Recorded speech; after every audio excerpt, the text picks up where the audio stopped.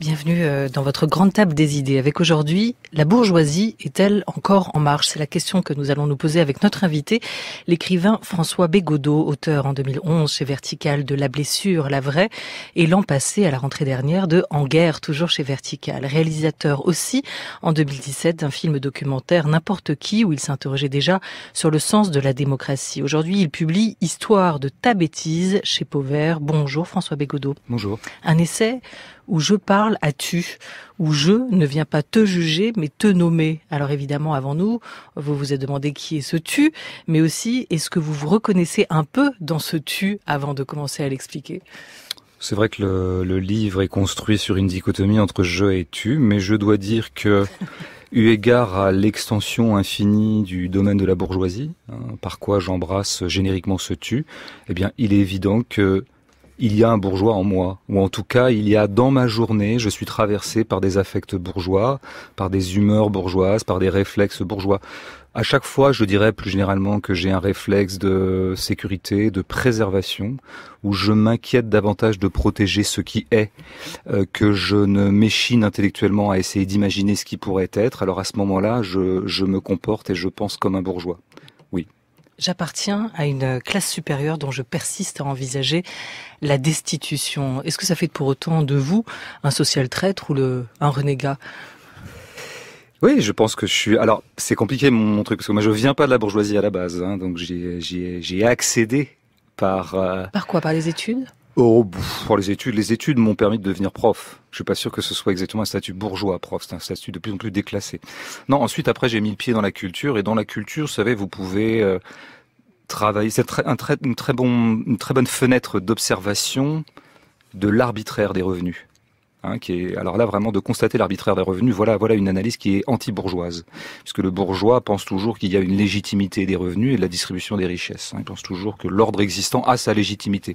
Alors quand vous mettez un pied dans la culture et que vous commencez à produire des objets culturels que vous proposez à la vente, à l'achat plutôt, eh bien, vous vous rendez compte que le revenu que vous en tirez est tout à fait déconnecté de votre travail. Je ne veux pas dire de votre mérite, qui est une notion qui ne m'intéresse pas, mais de votre travail. Vous pouvez par exemple passer 3 ans sur un livre qui, se vendant à 1000 exemplaires, vous rapportera rien. Et puis vous pouvez passer 4 jours sur une pièce de théâtre qui, dans la mesure où elle se joue beaucoup, eh bien, vous rapporte beaucoup. Et c'est là que, par ce système un petit peu aléatoire, il se peut que vous tombiez sur la bonne case et là, vous accédez à un patrimoine bourgeois, ce qui est mon cas. Alors effectivement, l'anomalie d'un point de vue sociologique ou strictement marxiste étant que, ayant accédé à un cadre de vie bourgeois, en tout cas un patrimoine bourgeois, je n'ai pas pour autant épousé le cadre de pensée de la bourgeoisie. Alors le transfert de classe n'a pas été total. N'a pas été total. Totalement réussi en tout cas. Ouais. L'interprétation que ferait de ce phénomène certains bourgeois serait évidemment toujours l'interprétation par le bas, qui serait de dire ce garçon est tout simplement un hypocrite. Ce garçon est une espèce de ressucé de la gauche caviar en quelque sorte, les pieds dans la richesse et puis le cerveau prodiguant des grandes idées révolutionnaires. Bon, alors c'est peut-être mon cas, mais c'est une façon très médiocre de voir le problème. Alors moi je me suis penché sur mon propre cas, j'ai essayé d'analyser pourquoi j'avais gardé ce cadre de pensée radicale alors que j'avais épousé un cadre de vie qui n'est pas radical, et j'essaie d'apporter des réponses un tout petit peu plus nuancées que simplement l'hypothèse de l'escroquerie.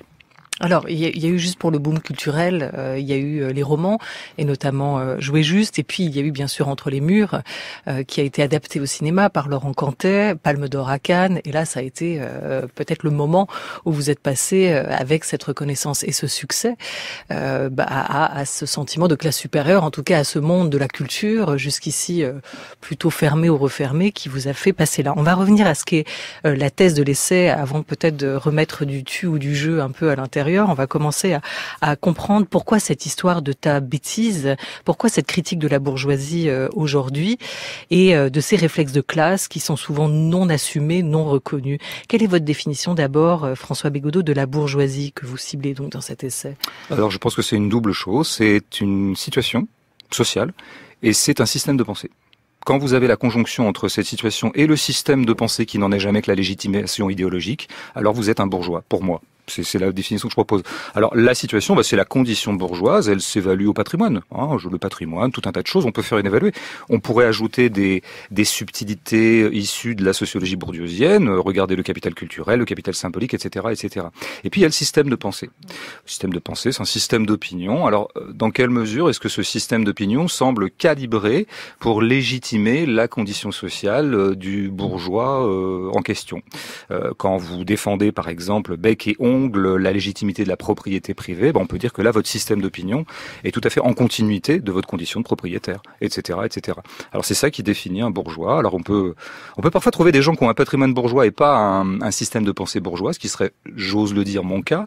On peut parfois trouver des gens qui n'ont pas une condition bourgeoise et qui pour autant ont un système d'opinion relativement bourgeois. Ils ont intériorisé un certain nombre de dictats de la bourgeoisie, alors qu'ils ne sont pas objectivement de cette classe. C'est ce qui désespère toujours un petit peu les gens de gauche, de voir que par exemple il peut y avoir des ouvriers qui pensent bourgeois, ou qui aspirent peut-être à un mode de vie bourgeois, ou qui épousent les valeurs de la bourgeoisie.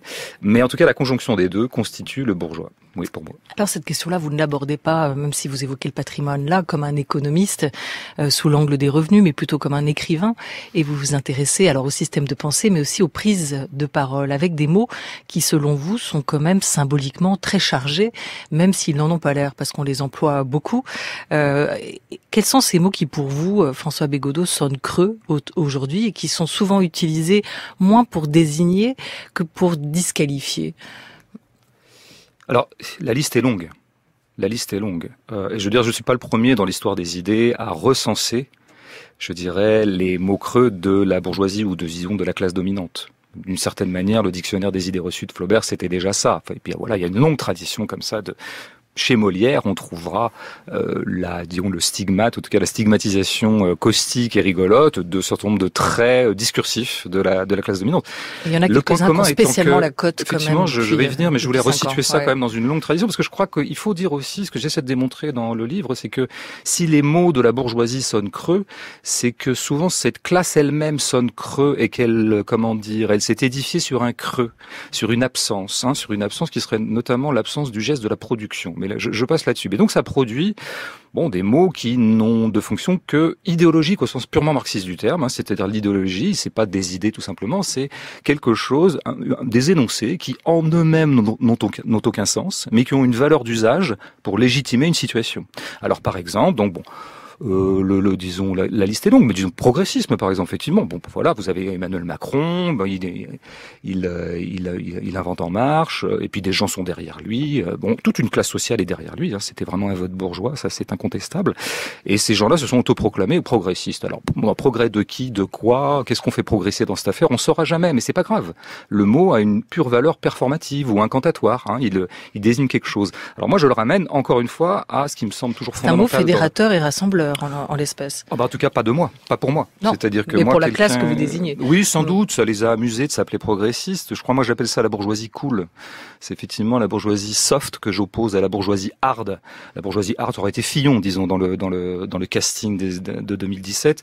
La bourgeoisie soft est moins agressive, elle est plus cool, elle est plus multiculturelle, elle est plus portée peut-être éventuellement sur une certaine indulgence sociétale, etc.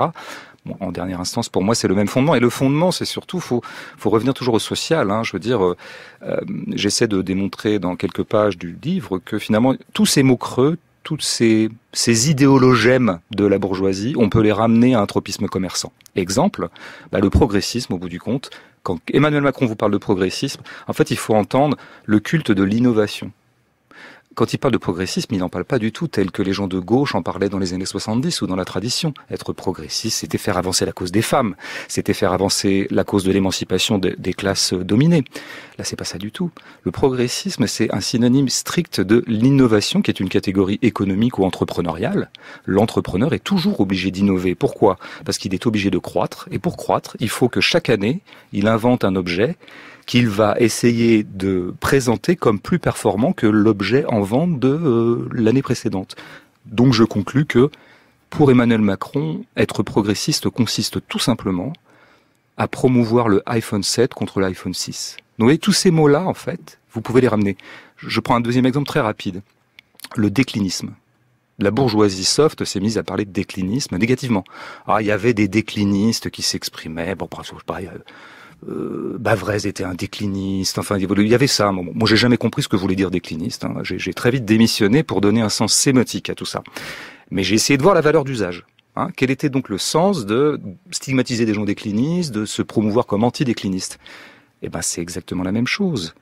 Pourquoi est-ce que la bourgeoisie entrepreneuriale n'a pas intérêt à ce qu'on envoie des sons déclinistes?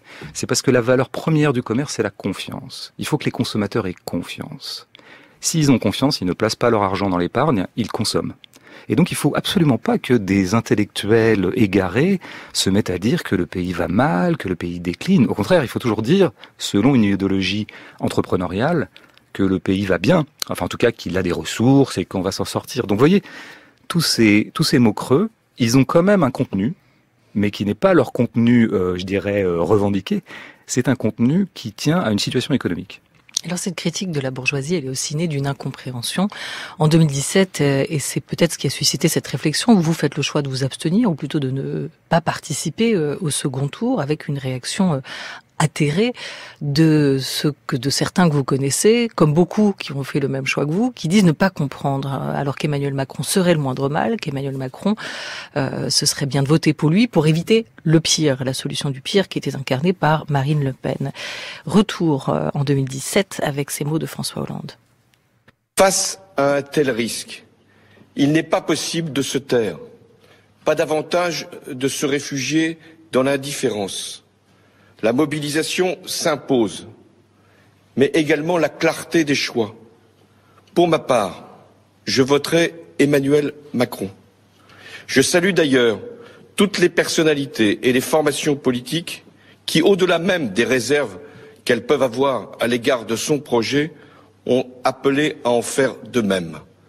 Emmanuel Macron, aujourd'hui, est celui qui défend les valeurs qui permettent le rassemblement des Français dans cette période si particulière, si grave, que connaît le monde, l'Europe et la France.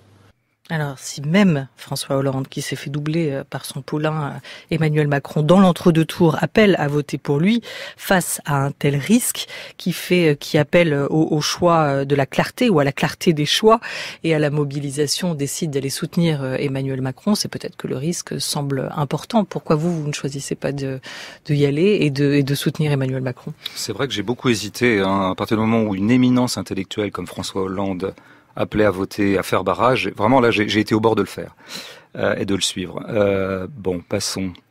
Moi, c'est pareil, hein, cette façon de positionner le problème, qui est devenu un classique des élections maintenant. Hein. Moi, si vous voulez, j'essaie même pas de me poser la question d'aller voter ou pas. C'est pas ma question à moi. Vous ne votez plus? Voilà, c'est pas ma question à moi. En revanche, et notamment pour écrire ce livre, hein, ou en tout cas dans le cadre des observations qui ont finalement donné ce livre, j'observais presque anthropologiquement la bourgeoisie, je me dis, mais comment se fait-il qu'elle ait installé la centralité de cette question? C'est ça qui est intéressant. Pourquoi est-ce que beaucoup de gens ont eu intérêt à mettre au centre de tous les débats la question de savoir si on vote ou pas au deuxième tour contre Marine Le Pen, ou Jean-Marie fut un temps? Eh bien en fait c'est lumineux, parce qu'en fait, si vous voulez, les libéraux, ils ont un gros problème. Ils adhèrent au système libéral parce que c'est un système qui les fait roi. Bon, donc ils ont plus intérêt à sa préservation qu'à sa destruction. C'est ça qui définit pour moi le bourgeois. Bon. Mais comme ils ont intérêt à sa préservation, il faut qu'ils le défendent, ce système. Or, le système est objectivement indéfendable. Il est factuellement indéfendable. Il est en train de détruire la planète. En tout cas, de détruire les vivants sur la planète. Par exemple, entre autres méfaits. Il appauvrit les gens, il ne donnera plus jamais d'emploi à tout le monde, il paupérise à peu près tout le monde, il prolétarise à peu près tous les secteurs de la société, etc. Donc il n'est pas défendable décemment. Donc ça fait très très longtemps que les libéraux ont inventé un tour rhétorique pour défendre leur système. Ils savent bien qu'ils ne peuvent pas le défendre positivement ou affirmativement, donc ils le défendent par la négative. Ils disent que c'est le moins pire. Par exemple, formule de Churchill très connue, la démocratie parlementaire est le pire des régimes à l'exclusion de tous les autres, par exemple. Donc c'est le coup du moins pire. Cette question posée de faire barrage ou pas, parce que le pire est à nos portes, n'est qu'une, la continuation de ce système de pensée, de défendre par la négative un système qui est indéfendable en lui-même. Et donc, il faut effectivement toujours inventer, en tout cas faire monter, en tout cas mettre en évidence un pire. Et là, c'est bien parce que c'est vrai qu'on a un pire à disposition depuis 40 ans. Donc, on désigne le pire à chaque fois et on appelle tout le monde à voter pour le moins pire. Ce qui est quand même une défense tout à fait faible et médiocre d'un système, ce qui nous renverrait à un autre aspect de mon livre, enfin celui qui est d'ailleurs l'aspect central pour moi, c'est d'essayer de comprendre la bêtise de la bourgeoisie. Et on en a là une des causes. Si vous vous habituez à ne défendre quelque chose que par la négative, et dans le négatif de quelque chose qui serait bien pire, alors vous abêtissez votre cerveau. Est-ce que dans la rhétorique du Front National, vous entendez un mieux ? Je vois pas l'intérêt de cette question, pardon. Oui, il y a vous dites le moins pire, ouais. Défendre le moins de pire, et ce qui suscite ce réflexe. Moi, je suis antifasciste, c'est pas le sujet. D'accord. D'ailleurs, je suis beaucoup plus antifasciste que tout un tas de gens qui m'ont fait des leçons sous prétexte que je n'appelais pas à faire barrage. Et antifasciste pour antifasciste, un jour on comptera les points. On verra qui a fait quoi dans sa vie, Par exemple, est-ce que il y a des gens qui vous appellent à faire barrage et qui ont participé eux-mêmes, alors sur un mode ou sur un autre, sur un mode humaniste, certes, mais à la mise en évidence ou la mise en avant depuis 30 ans de questions identitaires et culturelles. Quand vous mettez en avant des questions identitaires et culturelles, y compris pour dire d'ailleurs que il faut être pour le multiculturel, que finalement nous avons des identités nombreuses, de toute façon, vous serez toujours perdant par rapport à ceux dont l'identité est le fonds de commerce principal, à savoir les fascistes. Donc, tous ceux qui ont voulu évacuer la question sociale, par anti-marxisme, par anti-communisme, et mettre en avance de nouvelles questions qui seraient plus sur le culturel et l'identitaire, ces gens-là ont participé à ce qu'on appelait déjà, il y a 25 ans, comme quoi c'est pas d'hier, la lepénisation des esprits. Ces gens-là ont été beaucoup plus des complices objectifs de la montée du risque fasciste en France, et des discours fascistes en France, que des gens comme moi, qui avons, avec obstination, essayé toujours de remettre au centre la question sociale. François Bégodeau, vous écrivez « Ce n'est pas à Marine Le Pen et ses affidés que mon quotidien se cogne. Ce n'est pas dans les coordonnées du fascisme que mon corps est paramétré.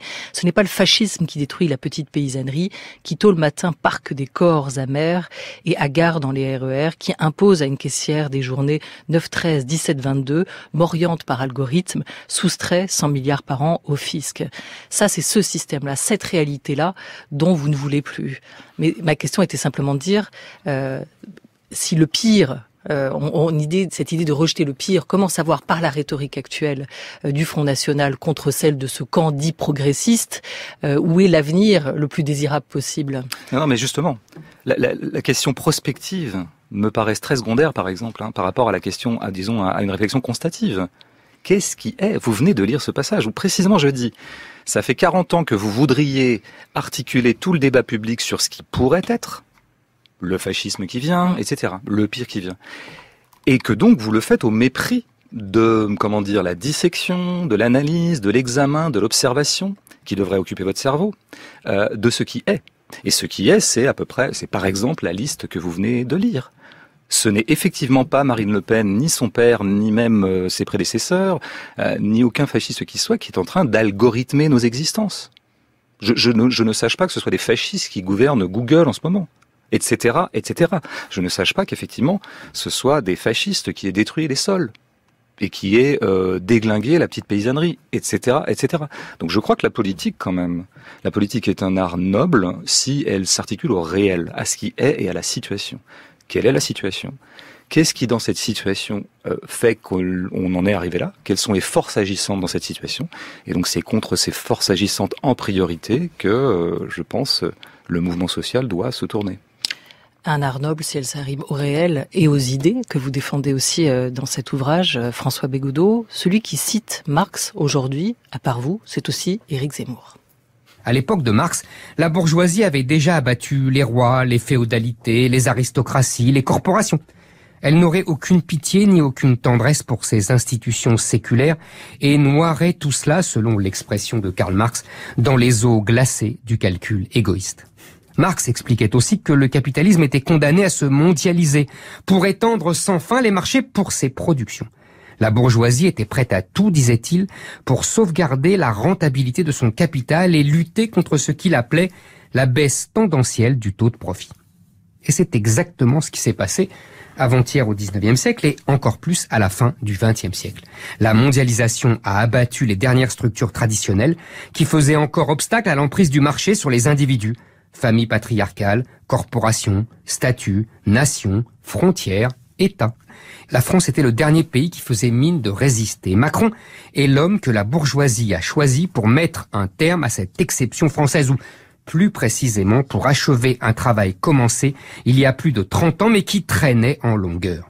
Mai 2018, Éric Zemmour, alors chroniqueur chez nos confrères d'RTL, au moment d'un double anniversaire, celui qui voyait Emmanuel Macron arriver à la présidence, mais aussi le bicentenaire de la naissance à Trèves de Karl Marx. Alors, est-ce que vous êtes d'accord avec cette analyse marxiste d'Éric Zemmour, François Bégodeau? Très très bonne analyse du petit Éric Zemmour. Enfin, petit n'est pas péjoratif du tout.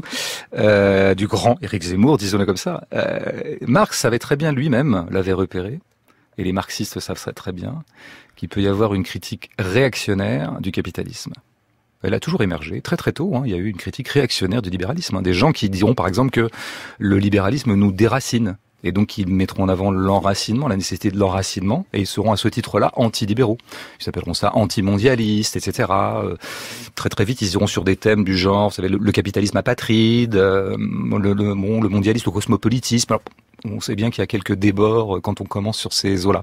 Donc je pense que Zemmour s'inscrit typiquement dans une critique réactionnaire du libéralisme. Alors à ce titre-là, je suis assez d'accord avec lui sur le côté critique, mais pas réactionnaire. Je pense que lui, d'ailleurs, quand il dit, c'est intéressant dans l'extrait, là, faut bien écouter les gens, faut bien écouter son système de pensée à Zemmour, qui est d'ailleurs respectable en soi, parce qu'au moins il a le mérite de penser, Zemmour. Ça, j'ai toujours du respect pour ça, moi, contrairement à d'autres.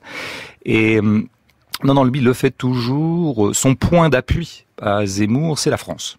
C'est la francité. Ça, c'est vraiment son truc. Il croit qu'il y a une élection du peuple français, ou en tout cas une substance du peuple français, transhistorique, transtemporelle, comme ça, et qui s'exprime à travers l'histoire. Bon, et donc là, par exemple, il parle d'exception française, l'exception française, et il oublie de dire que quand même que l'exception française ne tient pas à une francité, au gène du peuple français. On aurait inscrit ça dans notre corps, comme ça, depuis toujours, notamment nous, les sous-chiens, les Gaulois, alors que des éléments plus métais qu'eux n'auraient pas cette souche-là, donc du coup, ça les rendrait moins assimilables. Non, là, c'est là que Zemmour fait de l'histoire quand ça l'arrange, parce que l'exception française, l'exception sociale française, qui est en train d'être détruite d'ailleurs par le macronisme, mais qui a longtemps duré, elle ne tient pas à la francité, elle tient à des éléments français dans l'histoire qui ont été du côté de l'émancipation sociale, et qui sont souvent morts pour ça, sous les coups d'autres Français. Donc visiblement, ces gens-là ne partageaient pas la même francité.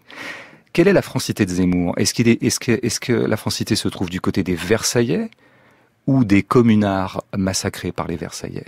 C'est là que la pensée de Zemmour bute sur une fable qui est celle de la considération, enfin de la conception substantialiste du peuple français. Vous dites, je lui reconnais au moins le mérite de penser. Dans cet ouvrage, Histoire de ta bêtise, dans cet essai, François Bégodeau, vous vous en prenez aussi aux intellectuels d'aujourd'hui, dont vous soulignez que pour certains, en tout cas celui qui se dit être l'intellectuel, c'est celui que la pensée émeut davantage qu'un panorama de montagne. Il y a un problème en ce moment pour vous, dans la vie des idées, on ne débat plus, on ne dit plus les choses, il ne se passe plus grand-chose dans ce champ-là.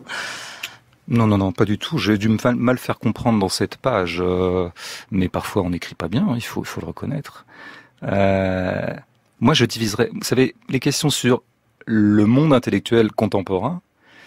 Je suis définitivement un type dialectique, moi, parce que ça veut rien dire pour moi. Vous avez de nouveau, à notre époque comme à toutes les époques, des intellectuels qu'on peut appeler des intellectuels organiques. Ce sont les défenseurs du système, les défenseurs de l'ordre en place. Ils essaient de donner une caution intellectuelle à l'ordre en place. Un type comme Raphaël Enthoven est absolument magistral dans cet exercice.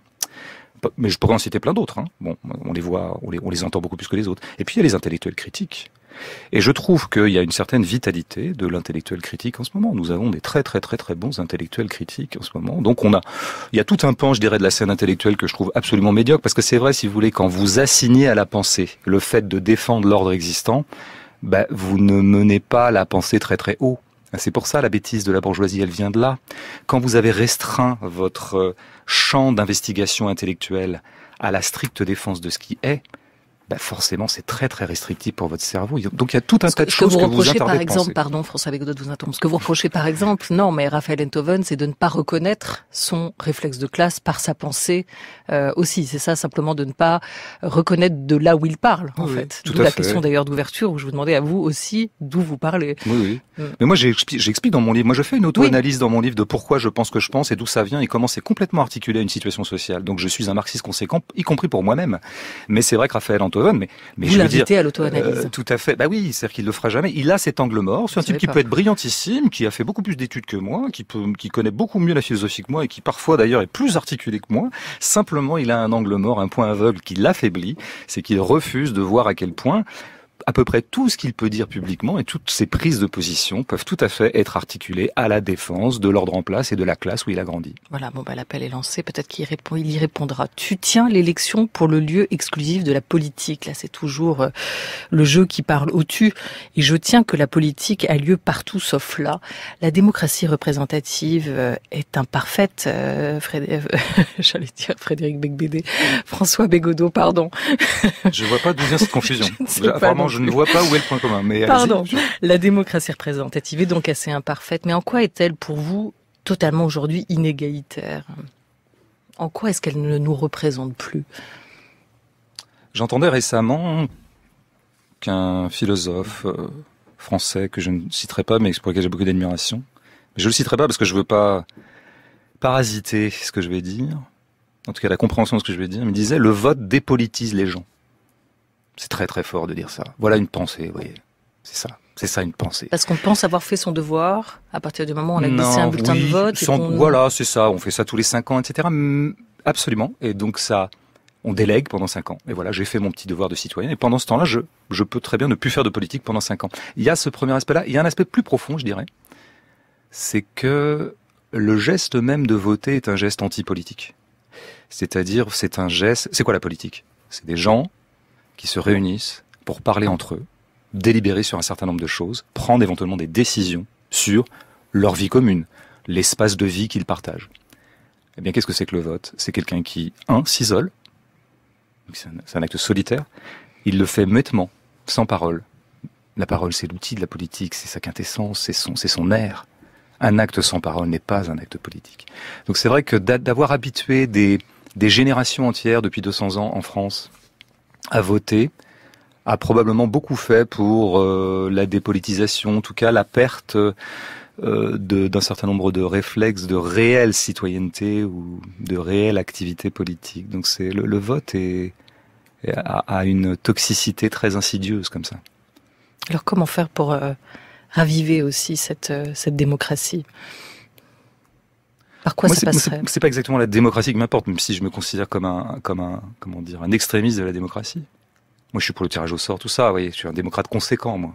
Je pense pas que la démocratie doit être le spectacle de la démocratie, alors qu'en fait, elle pratique l'expropriation en tout cas, la dépossession du pouvoir du peuple. Mais bref, non, ce qui m'intéresse plus concrètement, c'est comment faire en sorte que les classes populaires, les classes inférieures, celles qui subissent moins.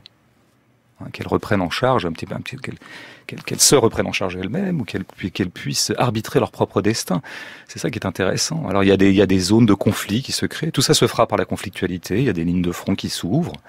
Moi je suis toujours très client de tous ces foyers de contestation, ces foyers qui sont potentiellement des foyers d'émancipation. La fracture que vous décrivez, cette fracture de classe, est-ce qu'elle a été illustrée par l'excès, presque, par le mouvement des Gilets jaunes, en tout cas dans la manière dont une fois encore la France s'est scindée en deux, par le regard qui a pu être porté sur ce mouvement, pour vous, François Bégodeau? Moi, je pense que ça a été un bonheur quotidien depuis 2 mois d'observer la bourgeoisie observant les Gilets jaunes. C'est un spectacle extraordinaire. Ouvrir des plateaux de télé, de voir des journalistes qui sont des intellectuels organiques de la bourgeoisie, pour la plupart, les éditorialistes, je parle, pas les journalistes en général, parler des Gilets jaunes, oui, c'était un bonheur pour moi, parce que le livre était déjà imprimé, il n'était pas encore sorti. Je me disais, mais ces types-là apportent une illustration extraordinaire à ce que j'essaie de démontrer, à savoir que petit a, des classes existent. Petit b, la bourgeoisie existe. Petit c, il est tout à fait, déterminant d'appartenir à la bourgeoisie. Ça détermine énormément de choses en vous. Ça détermine par exemple vos goûts esthétiques aussi. J'en parle beaucoup dans le livre. Je veux dire, on n'apprécie pas n'importe quelles œuvres quand on est issu de la bourgeoisie, etc. J'essaie de, voilà. Et ces gens-là, en faisant la démonstration, parce qu'ils déployaient les réflexes, je dirais, matriciels de la bourgeoisie, qui est notamment, disons, son affect maître, qui est la peur, bien sûr. Parce que quand vous possédez, vous avez peur de perdre. Et donc là, on a vu le spectacle concret et tangible de gens qui avaient peur devant des violences commises par les Gilets jaunes, devant le développement du mouvement, devant un mouvement en plus qui était difficilement contrôlable. Il n'y avait pas les médiations habituelles de contrôle qui rassurent un peu le bourgeois. Alors oui, c'était très intéressant de voir que le bourgeois a peur, ce qui confirme vraiment que son affect maître est vraiment la peur, d'où découle à peu près toute sa pensée. C'est comment faire en sorte de préserver ce qui est, voilà, c'est bien ça qui est. Alors après, du coup, on a vu aussi les manœuvres habituelles de disqualification du mouvement en allant chercher ce qu'on sait, son antisémitisme, des choses comme ça. Mais ça c'est presque de la routine pour les propagandistes. Alors quelle fin vous espérez, ou quel aboutissement vous espérez à ce mouvement ? C'est un mouvement social. Ce n'est pas un mouvement qu'on puisse qualifier catégoriquement de mouvement de gauche. C'est pas un mouvement anarchiste, par exemple. Alors moi, je crois beaucoup à la praxis des mouvements. Je crois beaucoup qu'il peut y avoir une auto-formation par la lutte. Donc j'espère que peu à peu, les gilets jaunes qui ne sont pas partis sur des bases-là, contractent un certain nombre de réflexes anarchistes. Alors par exemple, je vais être très rapide, un anarchiste n'attend rien du pouvoir. Un anarchiste ne réclame pas au pouvoir des choses. Un anarchiste ne se sent pas floué parce que le pouvoir ne lui a pas donné, parce qu'il n'a aucune attente a priori par rapport au pouvoir. Les gilets jaunes sont très là-dessus, quoi. Je sens chez eux une juste colère, et très salutaire d'ailleurs, et très salutaire notamment pour nous autres d'entendre cette colère, d'entendre ces situations de précarité. En revanche, je sens chez eux le sentiment d'avoir été berné. Et pour avoir le sentiment d'avoir été berné, c'est que vous aviez des attentes. Vous n'êtes pas déçus quand vous n'aviez pas d'attente préalable. Donc c'est sûr que leur socle à eux, c'est plutôt d'adhésion au système. Et le système les a trahis, ils se sentent trahis. Alors voilà, pour avoir un glissement anarchiste de ce mouvement, il faudrait vraiment qu'ils renoncent à l'idée que l'État puisse leur octroyer quoi que ce soit. Et qu'ils s'octroient eux-mêmes les choses. Merci François Bégodeau. Histoire de ta bêtise, votre nouvel essai vient de paraître chez Pauvert.